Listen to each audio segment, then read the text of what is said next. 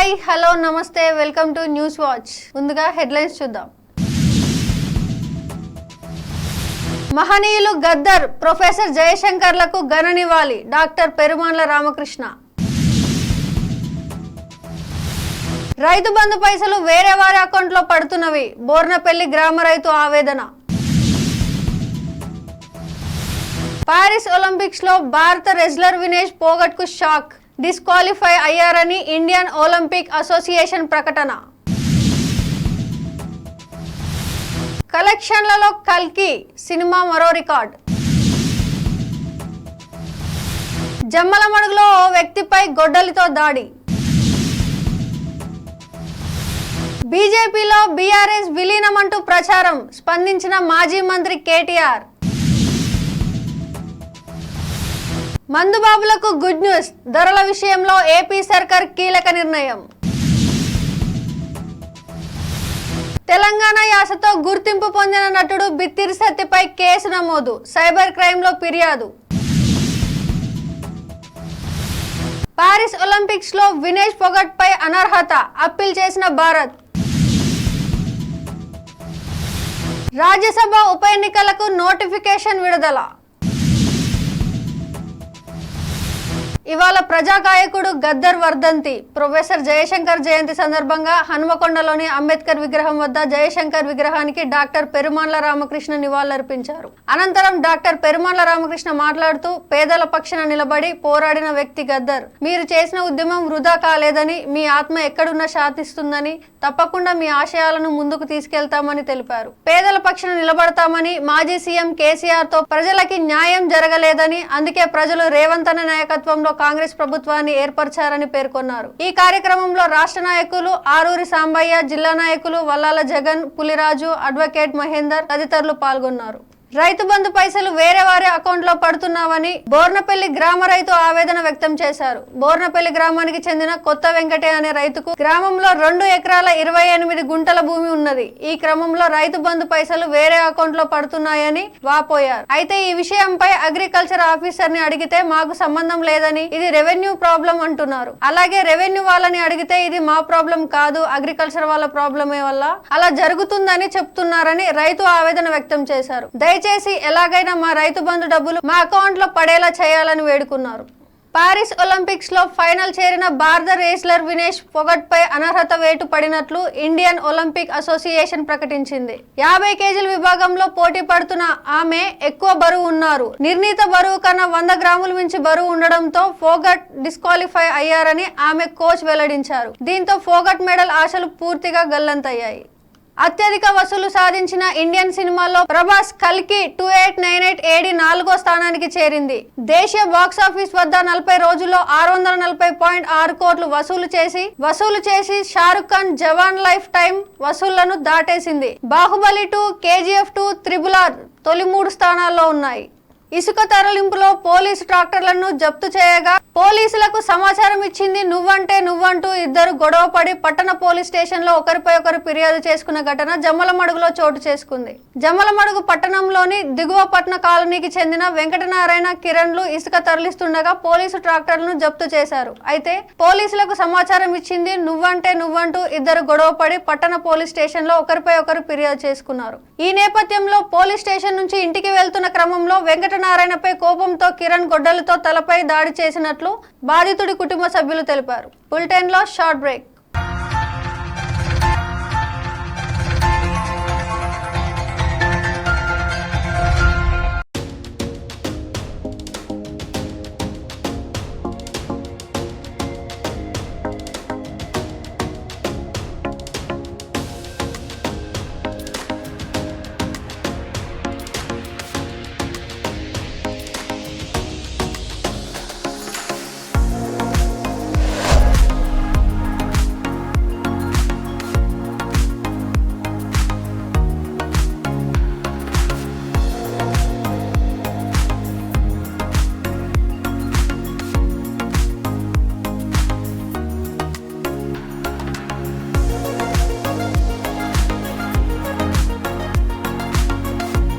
Welcome to Ramesh Dental Care. This is Dr. Ramesh, MDS, Conservative Dentist and Endodontist.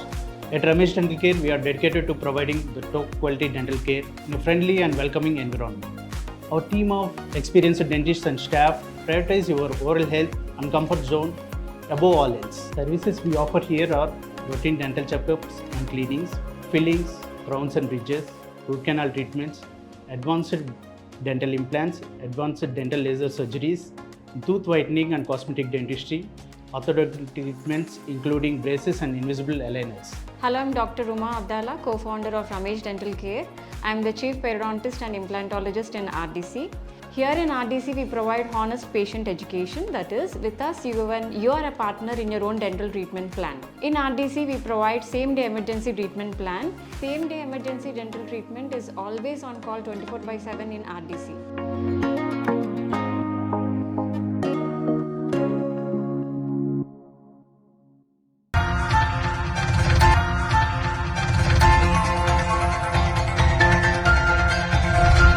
Welcome back.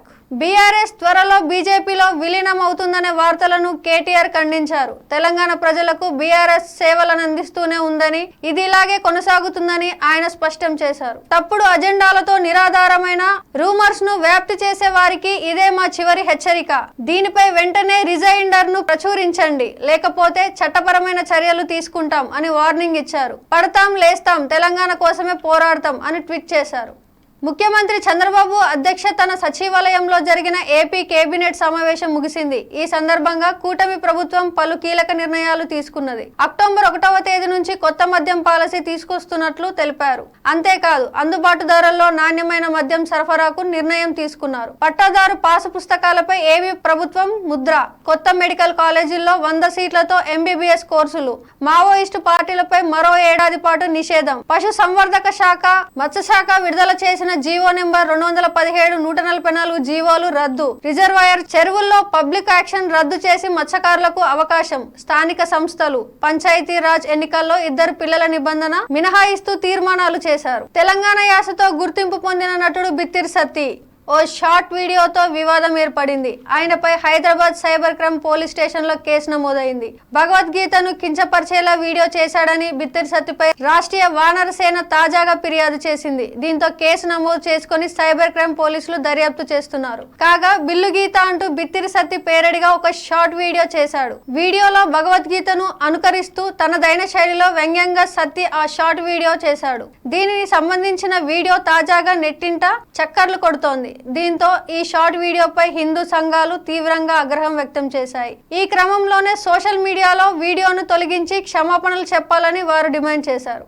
Paris Olympics లో భారత రేస్లర్ వినేష్ ఫోగట్ పై అనర్హత వేటు పడడంతో Bharat appeal కు వెళ్లింది. ప్రధాని మోదీ సూచనతో ఇండియన్ ఒలింపిక్ అసోసియేషన్ అధ్యక్షురాలు పీటీ ఉషా దీనిపై ఈ పిటిషన్ వేశారు. 50 కిలోల విభాగంలో ఉన్న వినేష్ కేవలం 100 గ్రాముల బరువు ఎక్కువ ఉండడంతో ఆమెపై వేటు పడింది.